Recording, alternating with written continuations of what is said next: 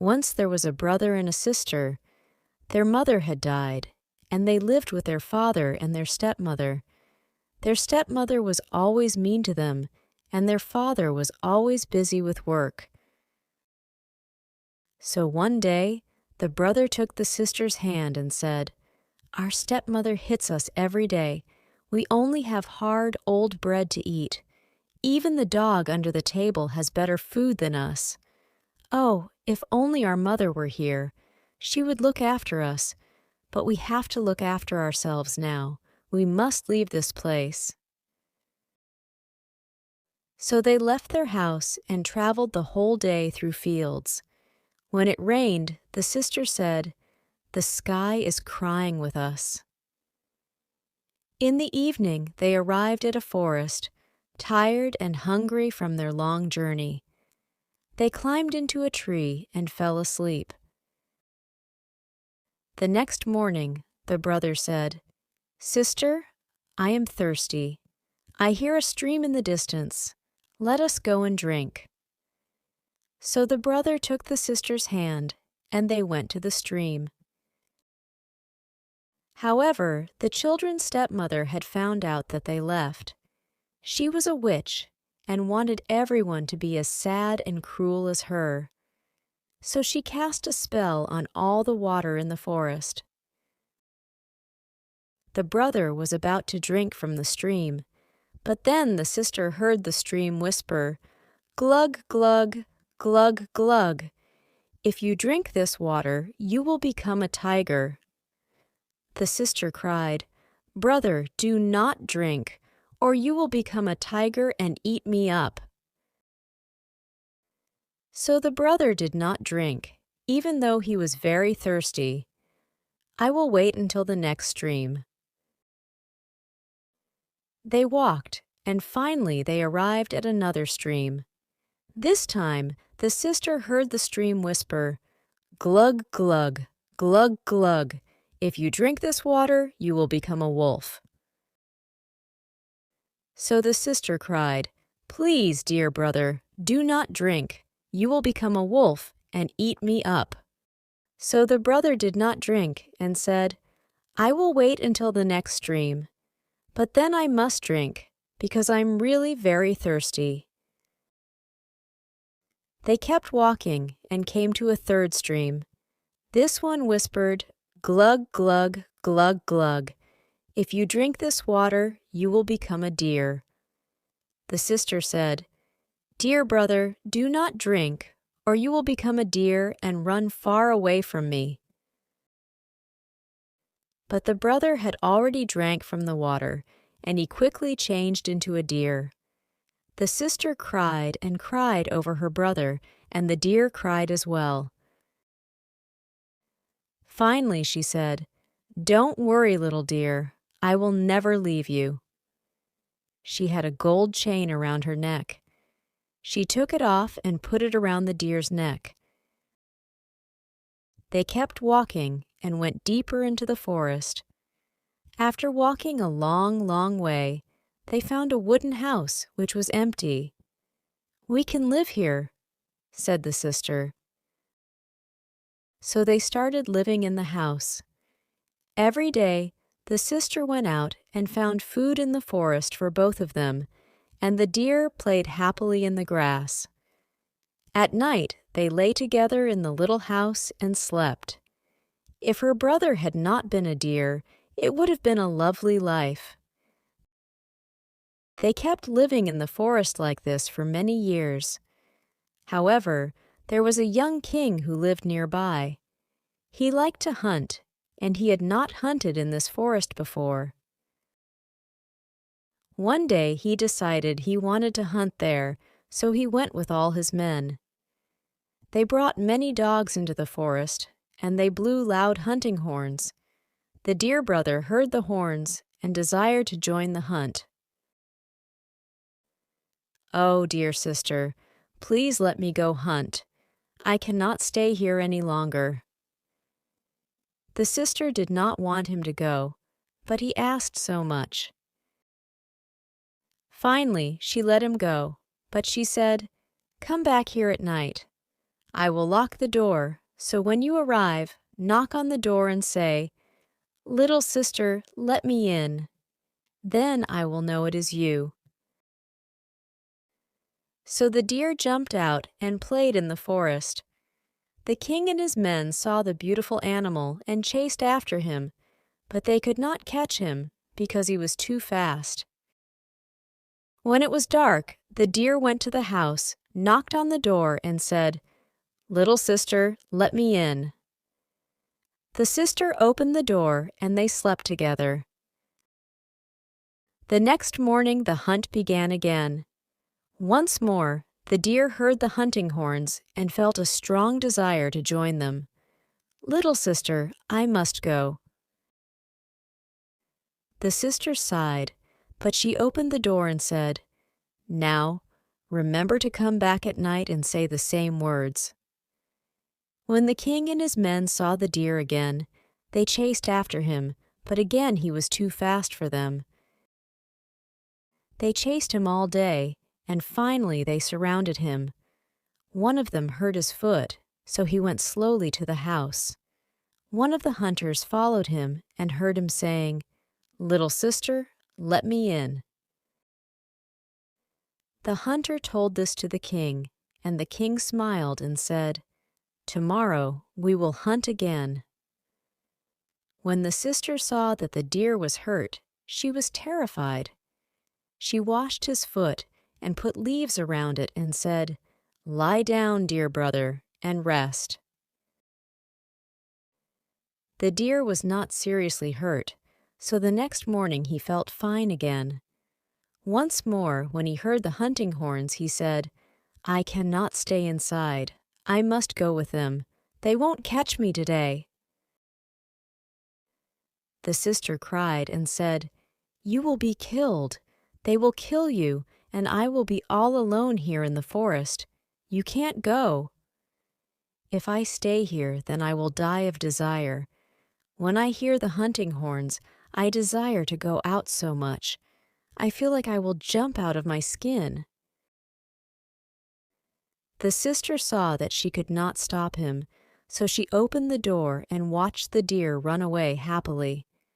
When the king saw him, he said to his hunters, "Follow him all day until night falls. Do not hurt him." When the sun had gone down, the king and his men followed the deer to the little house. Before the deer could knock, the king's men caught him and covered his mouth. The king went and knocked on the door and said, "Little sister, let me in." The door opened, and the king went in, and there he saw a beautiful young woman.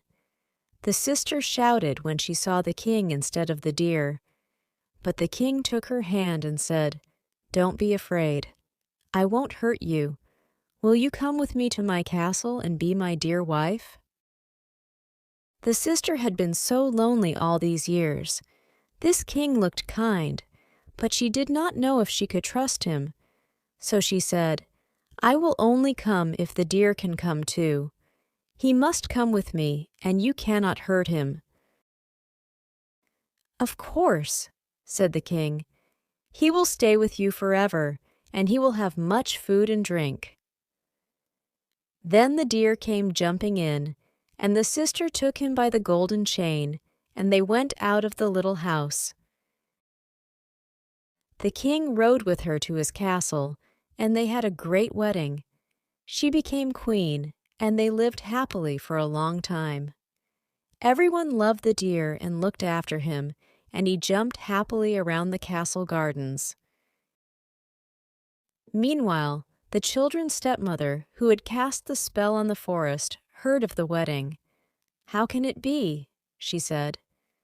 "Surely the brother turned into a tiger and ate his sister, or surely he became a deer and the hunters killed him." In truth, the brother and sister's happiness did not change her life at all, but she still felt a great jealousy. "I will show them," she said. Her own daughter was very ugly and only had one eye. When she heard about the wedding, She complained to her mother, saying, "I want to be queen." This gave the stepmother an idea. The queen and her brother deer lived happily in the king's castle. A few months later, the queen had a baby boy. That day, the king was hunting in the forest. The stepmother went to the castle and changed her shape.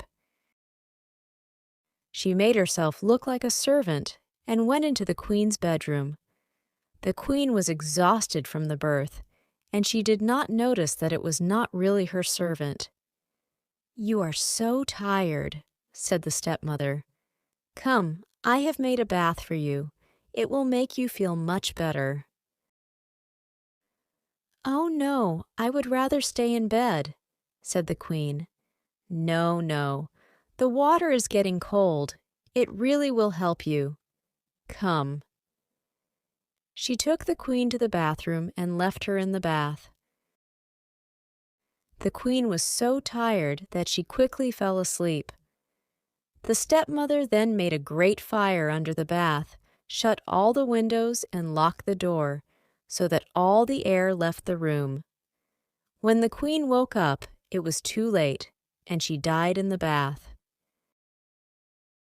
The old stepmother took her daughter and dressed her in the queen's clothes. She changed her appearance to look like the queen, but she could not fix her bad eye. If someone saw her missing eye, they would know it wasn't the queen. "Lie down on your side in the bed. The king won't see. He is a stupid man." The daughter did what her mother said, because she wanted to be queen. In the evening, the king came home and heard about his new son. He was overjoyed. He went to his wife's room to see how she was. The witch saw him and said, "Do not open the curtains. She is very weak. She must be kept in the quiet and the dark." So the king left, and never knew that a different woman lay in the bed. The baby slept in a nursery, separate from its mother. Because the queen was sick, a nurse looked after the baby for her.